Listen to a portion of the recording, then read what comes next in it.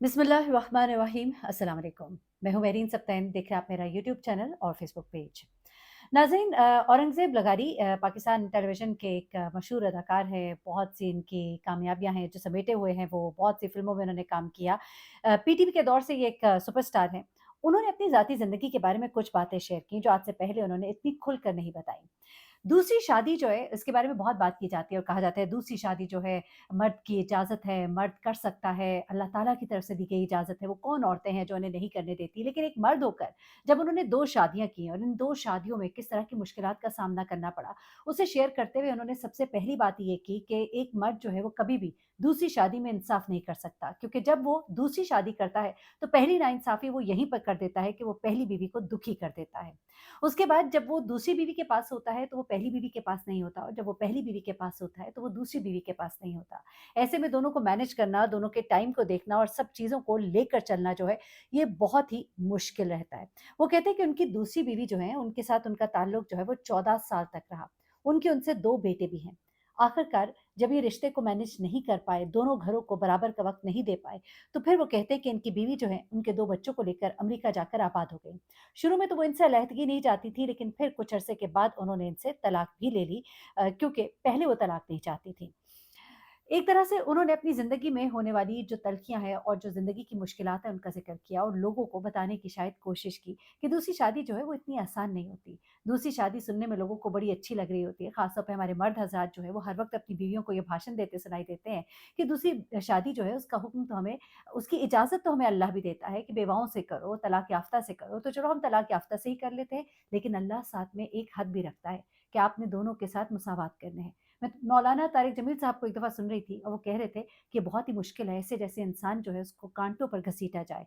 इस तरह का हिसाब होगा ऐसे शख्स के साथ जो अपनी बीवियों के साथ इंसाफ़ ना कर सके और 2 नाइंसाफ़ियाँ जो कि कभी भी दूसरी शादी करते हुए हो ही नहीं सकता कि ना हो। एक तो ये कि पहली बीवी जो है वो दुखी होगी, दूसरा ये कि आप दोनों को वो टाइम उस तरह से नहीं दे पाएँगे। उसके बावजूद भी कोई मैनेज कर सके और अगर पहली बीवी राज़ी है तो फिर बिल्कुल आप कीजिए, आप उसको दुःख ना दीजिए और मुसावात कीजिए। अम्मा खान जो है बहुत ही मशहूर हैं, आप उन्हें जानते हैं, ब्यूटिशियन हैं, मॉर्निंग शोज़ में भी आती हैं, ड्रामास में भी उन्होंने काम किया हुआ है और ख़ास तौर पे उनका एक ड्रामा मॉडर्न फैमिली था। उसके अलावा और बहुत से ड्रामाज़ हैं जिनके अंदर वो काम करती रही हैं और एक आप कहिए कि स्टाइलिस्ट भी हैं, अपना यूट्यूब चैनल भी है, बहुत सी बातें अपनी ज़ाती ज़िंदगी से मुताल्लिक शेयर करती रहती हैं।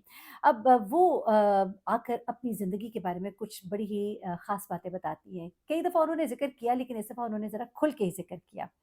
उनकी शादी नाकामी से दो-चार हुई और तलाक पे जाके ख़त्म हुई। जब तलाक हुई तो उसके अगले ही दिन वो काम पर भी आईं। वो कहती हैं कि मुझे अपनी ज़िंदगी की गाड़ी को आगे लेकर चलना था, तो मुझे काम पर आना पड़ा। लेकिन अपनी शादी में टॉक्सिसिटी का ज़िक्र करती हैं और बताती हैं कि वो रिश्ता था कि जिसके अंदर एक ही साइड से सब कुछ हो रहा था। यानी कि मैं थी जो सब सुन रही थी, बर्दाश्त कर रही थी, लेकिन उस शख़्स के अंदर बर्दाश्त नाम की चीज़ नहीं थी। वो कहती हैं कि मुझे अपनी ज़िंदगी को चलाने के लिए खुद ही मेहनत करनी पड़ती थी, खुद ही भागना-दौड़ना पड़ता था। हाँ, वो कहती हैं मेरी खुशकिस्मती है कि मेरे ससुराल वाले बहुत अच्छे थे, लेकिन मेरा शौहर बहुत ही मुश्किल इंसान था। ससुराल वालों के साथ ताल्लुक अच्छा था, लेकिन जिस शख्स के साथ रहना था, उसके अंदर बहुत से मसाइल थे। वो कहती हैं कि मैंने तो अपनी खुददारी की भी कोई कदर नहीं की, मैंने अपनी खुददारी को भी सुला दिया। मैं हर बात पे खामोश रहती, हर बात पे सुनती थी, जो वो कहता था वो करती थी। मेरे वालिदैन तक हैरान थे क्योंकि मेरी दरअसल फ़ितरत ये नहीं थी, लेकिन उसके लिए मैंने अपने आप को ऐसा बना दिया कि सब कुछ सुनती थी, सब कुछ बर्दाश्त करती थी। फिर मेरी माँ ने ही मुझे समझाया कि अपनी आवाज़ बुलंद करो। वो कहती है कि मैं अपनी नंद के लिए बा आवाज़ उठाती थी, उसकी परेशानियों के लिए आवाज़ उठाती थी, लेकिन अपने लिए नहीं उठा पाती थी। मैं उस शख्स के सामने कमज़ोर हो जाती थी, मेरी आवाज़ जो है वो बंद हो जाती थी। अपनी ज़ात पर जब बात आती थी तो मैं खामोश हो जाती थी। मेरे अंदर की हिम्मत तो कहती कि ख़त्म हो जाती थी और मैं अपने लिए कुछ भी नहीं कर पाती थी। वो शख़्स जो है वो बहुत ही बिगड़ा हुआ बच्चा था। बिगड़ा हुआ बच्चा होने के साथ-साथ एक बिगड़ा हुआ शौहर और बेटा भी था। उसके बाद वो कहती है कि आखिर मैं थक गई, थक के मैंने फिर बोलना शुरू कर दिया और आखिरकार जब मुझसे ये ज़ुल्म बर्दाश्त ना हुआ तो फिर मैंने ये रिश्ता जो है इसको ख़त्म करने में ही बेहतरी जानी। कहती है कि मेरी हिम्मत जो है वो ख़त्म हो गई थी। एक औरत को अपने लिए आवाज़ जो है सही वक़्त पर उठा लेनी चाहिए, ये उनका कहना था। अच्छा, ये तो कुछ चीज़ें हैं जो मैंने आपसे अंबर खान के हवाले से शेयर किया और अब सबसे आखिर में आसमा अब्बास, हमारी बड़ी मशहूर अदाकारा है और बुशरा अंसारी साहबा की बहन है। एक अपनी बहन इन दोनों बहनों ने रिसेंटली खोई है। उनका बेटा भी जो है पैराग्लाइडिंग के दौरान जिनकी डेथ हो गई थी, जिसके बाद उनकी बहन जो है बहुत ज़्यादा दुखी रहना शुरू हो गई थी और उसके बाद फाइनली वो इस दुनिया से रुखसत हो गई। आसमा अब्बास वो है जिन्होंने अपनी ज़िंदगी में बहुत सी तकालीफ देखी, ख़ास तौर पे उन्होंने अपनी ज़िंदगी में एक ऐसे शौहर के साथ ज़िंदगी गुज़ारी जो पहले से शादीशुदा थे। बेशक वो कहती हैं कि बड़ा अच्छा वक़्त गुज़रा, लेकिन ज़िंदगी में मुश्किलात तो आती ही है। फिर उसके बाद उन्होंने अपनी बहन का गम देखा, साथ ही साथ खुद कैंसर जैसे मर्ज़ के साथ उन्होंने लड़ाई की। ये सब कुछ देखने के बावजूद बहुत खुश व ख़र्म हर वक़्त नज़र आती थी। हँसती, मुस्कुराती, सेट पर जाना और लगता नहीं था कि इतने सारे मसाइब, इतनी सारी मुश्किलात का उन्होंने सामना किया। फिर उनकी बेटी ज़ारा नूर की जब पहली शादी हुई जिसका अंजाम तलाक पे हुआ, ज़ाहिर-सी बात है माँ के लिए बहुत ही मुश्किल होता है। लेकिन अब ज़ारा नूर जो है वो अपनी लाइफ़ में बहुत खुश है, उनके शौहर उनका बहुत ख़्याल रखते हैं और उनकी ज़िंदगी में भी बेटी के दोबारा भी कुछ उतार-चढ़ाव आए थे। लेकिन बाद में सुनने में आया कि वो इतनी बड़ी बातें नहीं थी, क्योंकि मियाँ-बीवी के दरमियान तो मामलात चलते ही रहते हैं। अब उनकी बेटी माशाल्लाह एक कदर बेटी की माँ भी हैं और बहुत खुश-खुर्रम है।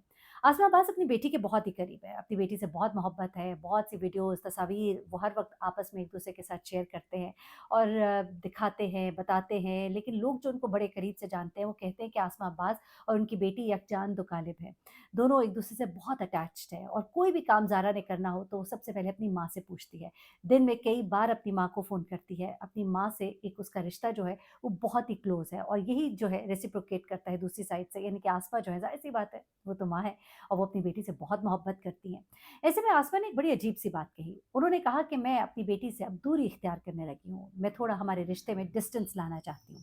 लोगों ने ये सुना तो बड़े हैरान हुए। जब ये कैप्शन मैंने भी पढ़ा तो मैं बड़ी हैरान हुई कि एक वो बेटी जिससे वो बहुत मोहब्बत करती हैं, वो बेटी भी अपनी माँ से बहुत मोहब्बत करती है, बड़ी दोस्ती है। ऐसा क्या हुआ दोनों के दरमियान कि वो अपनी बेटी से एक दूरी का रिश्ता कायम करना चाहती हैं, दूर होना चाहती हैं। तो मालूम हुआ, खुद उन्होंने ही बताया कि मैं अपनी बेटी से इसलिए ये थोड़ी दूरी इख्तियार करना चाहती हूँ कि मेरी बेटी मेरे बगैर शायद साँस भी नहीं ले सकती। वो एक कदम भी नहीं उठा सकती या उसने अपने आप को ऐसा कर लिया है या मैंने उसको ऐसा बना दिया है कि हर बात के लिए वो मुझे ही फ़ोन करती है। लेकिन मैं जानती हूँ कि एक वक़्त आएगा कि मुझे भी इस दुनिया से जाना है। मेरी बहन चली गई सुंबल जिसके बारे में हम सोचते भी नहीं थे। उसका बेटा चला गया। एक वक़्त आएगा मैंने बहुत सी मुश्किलात का सामना किया, बीमारी का मैंने डट कर मुकाबला किया लेकिन एक दिन तो आएगा कि जब मुझे इस दुनिया से जाना है। मैं डरती हूँ उस वक़्त से कि जब मैं नहीं होंगी तो फिर ज़ारा क्या करेगी? तो मैं चाहती हूँ कि मैं थोड़ा-थोड़ा फ़ासला करूँ और उसको मेरे बगैर भी ज़िंदगी गुज़ारनी आए। तो दरअसल ये थी वो बात जिसकी वज़ह से वो कह रही थी कि मैं ज़ारा से थोड़ा फ़ासला करना चाहती हूँ। तो लोग समझ रहे थे कि शायद कोई माँ-बेटी में कोई रंजिश हो गई, कोई नाराज़गी होगी तो ऐसा नहीं है। बल्कि शायद वो चाहती हैं कि उनकी बेटी जो है वो उनके बगैर भी रहना थोड़ा-सा सीखे। हाँ, ये ज़िंदगी की बहुत ही तल्ख़ हकीकत है, लेकिन ये सच भी है। इंसान को अपने आप को उस वक़्त के लिए भी तैयार करना होता है, खुद को भी और दूसरों को भी तैयार करना होता है। तो शायद वो एक माँ होने की हैसियत से ज़ारा को उस वक़्त के लिए तैयार करना चाहती है। माँ-बाप बहुत बड़ी नेमत है। उनका साया जो है एक ऐसी ठंडी छाँव है कि जिसका कोई नेमल-बदल नहीं। अल्लाह की बहुत बड़ी नेमतों में से, बड़ी तरीन नेमतों में से एक नेमत है। हम अपने बच्चों के लिए सब कुछ करते हैं, लेकिन हमारे माँ-बाप सब कुछ हमारे लिए करते हैं। जो माँ-बाप की मोहब्बत आपके लिए है, वो कोई मोहब्बत उसका नेमल-बदल नहीं है। अल्लाह ताला उनका साया हमारे सरों पे सलामत रखे। अपना बहुत ख़्याल रखिएगा, दुआ में याद रखिएगा। अल्लाह हाफ़िज़।